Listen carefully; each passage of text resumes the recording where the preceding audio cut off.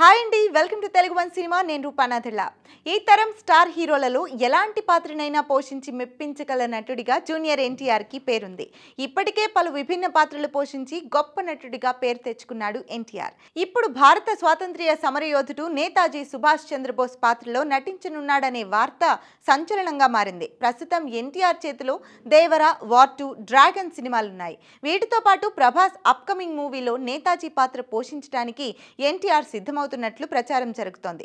హను రాఘవపూడి దర్శకత్వంలో ప్రభాస్ ఓ సినిమా చేయనున్న సంగతి తెలిసిందే.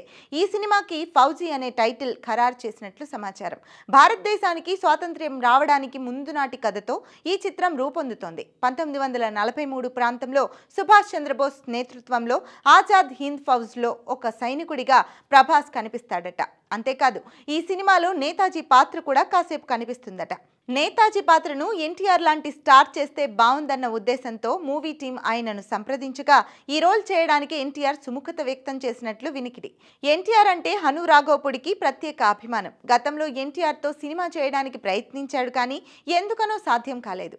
అయితే ఇప్పుడు సుభాష్ చంద్రబోస్ పాత్రకి ఎన్టీఆర్ సరిగ్గా సరిపోతాడని భావించి హను రాఘవపూడి అడగడం, ఎన్టీఆర్ ఒప్పుకోవడం చకచక జరిగిపోయాయని అంటున్నారు. అదే నిజమైతే నేతాజీగా ఎన్టీఆర్, సైనికుడిగా ప్రభాస్ స్క్రీన్ మీద కనిపిస్తే కన్నుల పండుగలా ఉంటుంది అనడంలో సందేహం లేదు.